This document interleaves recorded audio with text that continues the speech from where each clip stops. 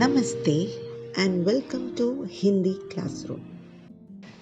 In this video, we will learn about Sarvanam, its definition, types with examples, and also we'll discuss few exercises.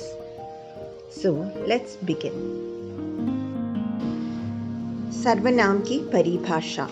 जो शब्द संज्ञा के स्थान पर प्रयोग होते हैं उन्हें सर्वनाम कहते हैं। The word that is used instead of a noun is called a pronoun. जैसे तुम, वह, हमारा, वे, उसका, उसकी, यहाँ, वहाँ, कहाँ, किधर इत्यादि। सर्वनाम के 6 भेद होते हैं। व्यक्तिवाचक सर्वनाम, निश्चयवाचक सर्वनाम, अनिश्चयवाचक सर्वनाम, संबंधवाचक, प्रश्नवाचक तथा निजवाचक सर्वनाम. Let's see each of them in detail. The first one is पुरुषवाचक सर्वनाम, that means personal pronoun. ये मुख्य 3 प्रकार के होते हैं. There are 3 types of personal pronoun. प्रथम पुरुष, द्वितीय पुरुष तथा तृतीय पुरुष. First person, second person and the third person.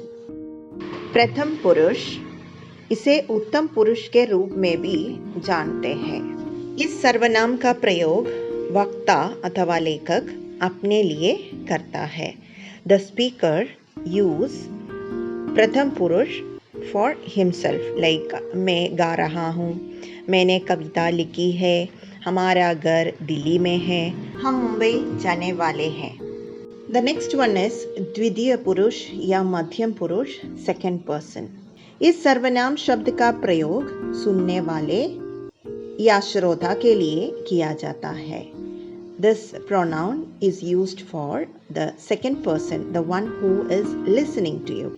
उदाहरण, तुम मेरे साथ आओगे, तुम्हारा नाम क्या है.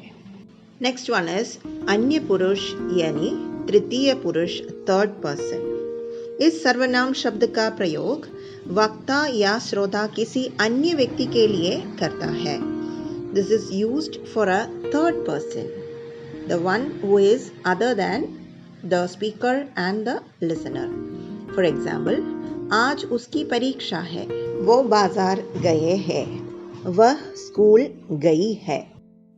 The next one is संकेतवाचक या निश्चयवाचक सर्वनाम, that is demonstrative pronoun. ये शब्द किसी की ओर इशारा करते प्रतीत होते हैं या निश्चितता को बताते हैं. It helps us to identify the exact person. जैसे यह, वो, ये, वे, ये सभी सर्वनाम निश्चयवाचक सर्वनाम का उदाहरण है. Let's see some of the examples given. वो उसका घर है, यह पुस्तक मेरी नहीं है, वे कल जाएंगे, ये लोग वहाँ रहते हैं. All these sentences point towards a definite person. The next one is अनिश्चयवाचक सर्वनाम, that is indefinite pronoun. That is, it says about अनिश्चितता के बारे में बताते हैं. It indicates general rather than particular people or things. जैसे कोई, कुछ, कुछ भी, सब कुछ, सब लोग आदि. We'll see more examples. कुछ भी चलेगा, कोई जा रहा है, कुछ करना होगा, सब लोग आएंगे. Also, you have to keep one thing in mind. कुछ is added with अप्राणीवाचक, that is non-living things, and कोई is added with प्राणीवाचक, that is living things.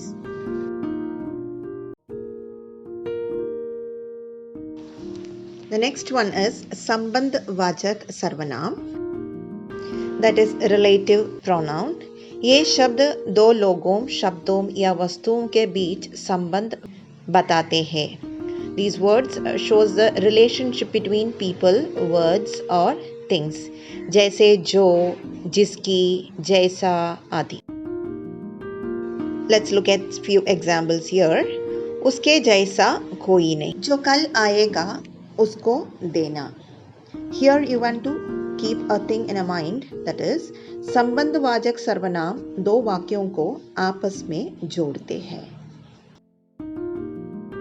The next one is प्रश्नवाचक सर्वनाम, that is interrogative pronoun. ये शब्द प्रश्न के बारे में बताते हैं. These words are used to ask questions about people and things.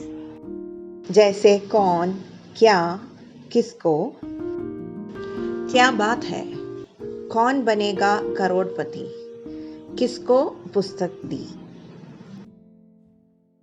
The last one is निजवाचक सर्वनाम, that is reflexive pronoun. ये शब्द कर्ता के साथ अपनेपन का बोध कराते हैं. These words refer back to the subject. जैसे अपने आप, स्वयं. Let's look at more examples here.